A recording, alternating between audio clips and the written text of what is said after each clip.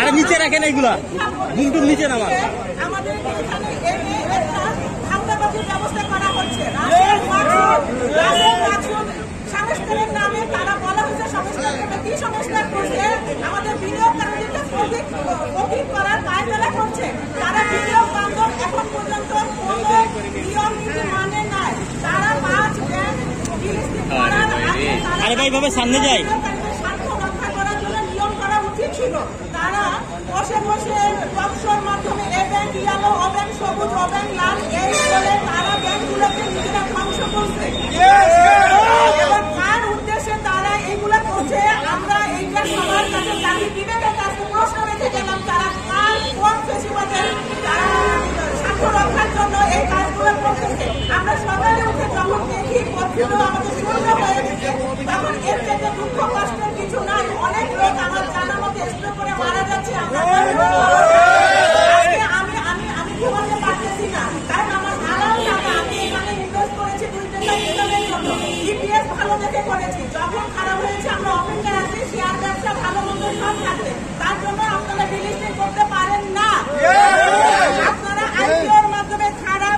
আইপিওর মাধ্যমে খারাপ share company এখানে এনেছেন টাকা খেয়ে। 2-3 বছর পরে ডিভিডেন্ড দেওয়ার পরে যখন কোম্পানি লস হয়ে যাচ্ছে আমরা যদি বিক্রি করে দিই তখন আপনারা বলবেন বিনিয়োগকারী কিছুই বুঝে না, বোকা। তারা 50 শেয়ারে কেন ইনভেস্ট করেছে? আমরা 50 শেয়ারে ইনভেস্ট করিনি, আমরা ভালো দেখে আপনারা বলবেন আমরা বিক্রি করে দিলে আমরা ট্রেডার, আর যদি ধরে রাখি তাহলে আমরা বোকা। হ্যাঁ, আমরা বিনিয়োগ করে অপেক্ষা করি যে শেয়ার মার্কেটে লাভ লস হবে। আজকে আমার কোম্পানি খারাপ করেছে, কালকে এটা ভালো করবে। আমরা তো সুদ খেতে এখানে আসি নাই, আমরা সুদি না। কিন্তু এখানে আপনারা কি করতেছেন? এখন 9টা আর্থিক প্রতিষ্ঠান আপনার ডিলিস্টিং করার পায়তারা করতেছেন। এই যে ক্ষুদ্র বিনিয়োগকারীর টাকা কোথা থেকে আসছে? আগে আপনি সেই সিওকে দিবেন যে ডিলিস্টিং করার পরে কে আমাদের টাকা দিবে। 10 টাকা ফেস ভ্যালু আগে দিয়ে তারপর ডিলিস্টিং করার চিন্তা করবেন। আপনারা যখন কোনো কোম্পানি মার্কেটে আনবেন নিশ্চয়ই এই কোম্পানি যদি বন্ধ হয়ে যায় আমার ক্ষেত্রে বিনিয়োগকারীর ক্ষতিপূরণ আমরা কিভাবে পূরণ করবো? আপনাদের সেই চিন্তা নাই। আপনারা ইচ্ছা মতো লুটপাট, একদল করবে, একদল আসবে, একদল করবে।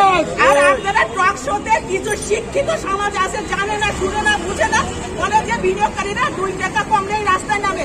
হাইরে, বিনিয়োগকারীরা 2 টাকা কমলে রাস্তায় নামার লোক না, তারা অনেক বড় হাট নিয়ে মার্কেটে ব্যবসা করতে আসে। তোদের মতো লুটপাট করতে আসে না। এখানে এই কারণে আমরা বারবার বলতেছি রাশেদ মাকসুদের পদত্যাগ করতে হবে। কিন্তু আমার একটা প্রশ্ন, রাশেদ মাকসুদ গেলে কি মার্কেট ভালো হবে? আবার কোন জালিয়াতি শয়তান আসবে? আমাদের সবার আগে করতে হবে ক্ষুদ্র বিনিয়োগকারীদের স্বার্থ রক্ষার জন্য নিয়ম হবে সেইটা করতে হবে।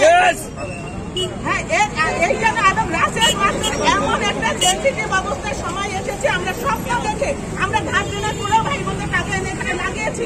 প্রথমে বলেছে যে এখানে ফ্লোর প্রাইস দেওয়া হলো, আর কমবে না। আমরা চিন্তা করছি ফ্লোর প্রাইস আপনার জন্য আমরা রাস্তায় নেমেছিলাম, আমাদের সন্তানরাও নেমেছিল। আজকে আপনার দিকে আমরা তাকে আছি ক্ষুদ্র বিনিয়োগকারীরা আপনারা আমাদের স্বার্থ রক্ষা করার চেষ্টা করেন এবং রাশেদের পদত্যাগের ব্যবস্থা করেন, কারণ ওনাকে এখন আর জনগণ মানুষ বিশ্বাস করছে না। উনি ওনার কাজকর্মের মাধ্যমে অযোগ্যতা প্রমাণ করেছে। এই বলে আমার বক্তব্য শেষ করছি। সবাই ভালো থাকবেন।